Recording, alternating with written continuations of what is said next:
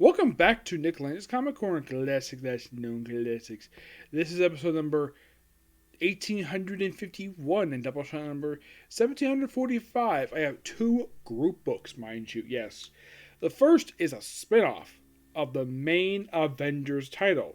Though this is a ongoing series, mind you, yes, but it's the second volume of this series because the first volume was a 12-issue maxi series. What series, you might ask? Avengers Forever, which is called The Lords of Earthly Vengeance. This collects the first 5 issues of Avengers Forever, Volume 2. I say Volume 2 because the first volume was published back in 2003. I have done a review of that one, and that mostly was just dealing with some stuff. Mostly, I think it was co-written by a couple different writers.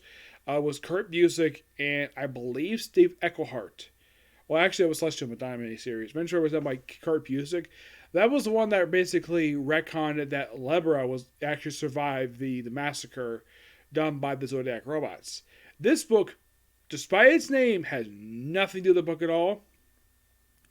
The start of this book is that Rob Reyes Ghost Rider, and him and his famous car has ended up in a universe basically identified as Earth 818.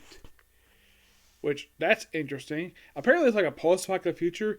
It's similar to that of Old Man Logan, because they had where the supervillains took power. It's like a very similar Earth this one is, but just basically a version without Wolverine. And they have where Rob Reyes is here in the book, and he doesn't do much anything at all. At one point he gets captured by a guy called the Black Skull. No, seriously. It's like basically the Venom symbiote. And this guy turned out to be freaking Wonder Man, of all things. Yes, Wonder Man. The star of this book basically are 3 people. The Rybus Ghost Rider, a Deathlock, who's searching for Avengers Prime, and Tony Stark, who is Ant-Man in this book. Yes, seriously. Tony Stark is Ant-Man. I'm like, that's interesting. And it is strange, though. Jason himself does write this book along the Avengers book. I'm like, how does he get time to do 2 books? I mean, here's something you might find interesting. This book, along the main Avengers book, is the only books I can think of he's currently doing now. Though this comes out basically not the same week as Avengers, as far as I can tell it doesn't. And I believe there's a story arc, if I remember, from the main Avengers book where it actually split off to this very book. I believe it was just prior to Heroes Reborn. That they actually, I think it was one of the story arcs they had, where Robert Reyes lead the team and he goes to this alternate universe and does this stuff in this book here. This book is a good start for this series. I love it. It's purely fantastic. The artwork is mostly done by 3 writers. The first 3 issues are done by Aaron Cooder. 4 and 5 is done by Jim Zoe. Carlos Marino does he does co-art with him. The cover art is done by Aaron Kidder and Jason Keith. Jason Keith is actually the colorist of the very first issue of the series. Those are anyways. Yep. Great book. Good start. Can't wait to review the very next book for the series. I give that book a 9.5 out of 10. Next up is a very infamous book, mind you. Released originally back in 1992. This book was basically, from what I've heard, the first book that Image Comics ever put out when the company first started. And this year is 30 years since this comic's debut. Why not? May I respond? So I want to talk about Youngblood. Yep, this is basically referred to as the Youngblood Max Edition, I believe this one is called. That's what it's called. It's the Volume 1 hardcover. Now, this book contains the first 5 issues of the very first volume of this run. How long was the first volume? It was 10 issues. Now, I have heard various different things about this book, like the fact that the 5 issues took 2 years to come out. 2 years. Why in the world take 2 years to come out 5 books? Because basically Rob Liefeld at the time was very lazy. That's what I've heard anyways. Eric Stevenson did some co-writing a little later on in the series. But mostly this is all Rob Liefeld's idea. Now, some backstory of some of the characters. Shaft, who you see dead on the cover. This actually was basically it was actually Rob Liefeld's idea for Roy Harper. Yep. This book also is the debut of Chapel. Yes, Chapel, a character who's usually associated with Spawn. And you can blame Rob Liefeld, the reason why Chapel will never show up in the live action Spawn movie, because this is Liefeld's character, not Tom McFarlane's. Yep. The other characters are, like, here's basically the cover here. You have Badrock. Originally he was called Bedrock, but they changed name in order to avoid a copyright lawsuit for Hanna-Barbera. That's what I've heard anyways. You have Vogue, Die Hard. Yes, a character named Die Hard. He's a robot. I don't remember his name. There's a... Now, Link Carr himself has heavily detailed each issue's review, his reviews. As a matter of fact, I actually suggested to him that he could... Like, he just... What next compilation should I do? And that's just, how about Youngblood Volume 1? And he did it! Yes. Now, I heard that originally this prologue was originally just a random flashback they decided to include in the book. Yep, and because of the 90s, 2-page spreads on the side.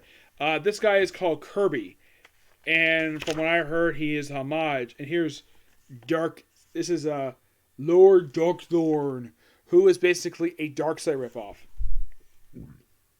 Excuse me, yep. Now, the first issue, the original comic anyways, according to Link and this is of course definitely true, it actually began basically with, you have Jeff, aka Shad, on a date with his girlfriend, chases down a guy and does this. Yeah, this is very infamous. And you have Everett calling anybody. They do change some dialogue here, where Chapel, from what I heard, the original dialogue was basically that he suggested the other girl leave her number. And you have Chapel. Here's Saddam Hussein, who was a parody of Saddam Hussein. Yep.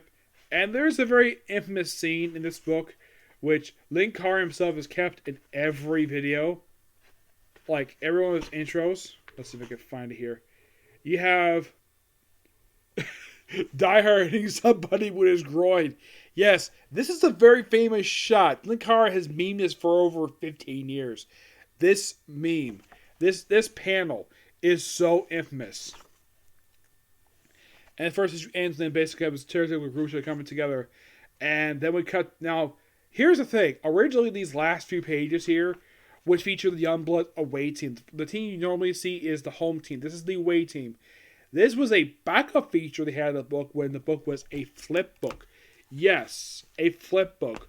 You read the first issue, you flip it over and get another story.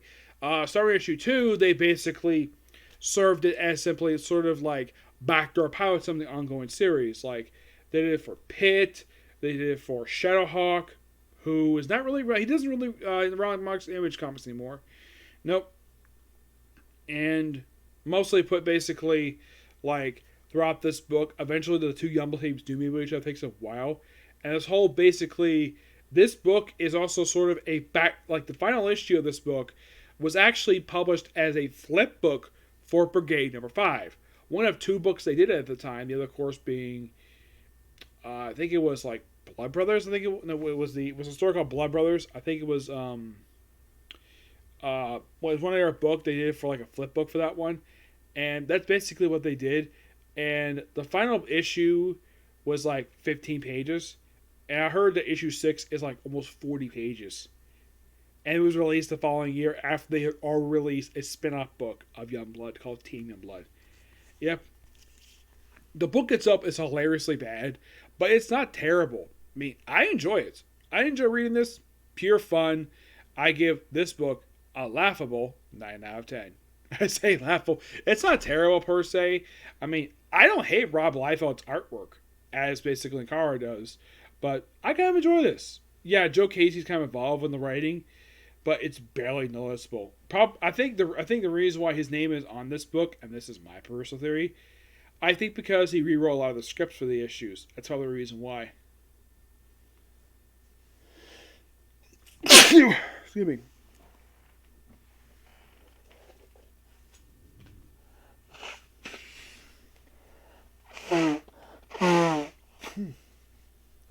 Now the obvious question is when it comes to the series, would I review? Uh, excuse me about that. Would I review any more trades for Youngblood? Yes, I'm gonna talk a lot about Youngblood, but if you want to give like full action-packed review of this run, I'm gonna put in the comments below the Youngblood compilation that Linkara did that I suggested to him to do, and he did it. Basically, all he did was edit together roughly 10 videos, 10 issue run, and I know issue 10 is very infamous because of the final issue toward the end of the book. You have Chapel committing suicide by shooting himself in the head. And he also contracted AIDS. There is a couple books that do pick up right where the book left off. One, of course, being the final issue of Blood Strike, final issue 10, and also an issue of Spawn, believe it or not. Yes, because the book crossed over with Spawn. And, well, it did tie into some stuff that happened in Spawn at that point. Yep. But yeah, Avengers Forever, good book. Youngblood, guilty pleasure. Yep. Yeah, that's my best way to describe it. But yeah, expect to see the video a little bit later because I got stream to do. So, see you later. Bye.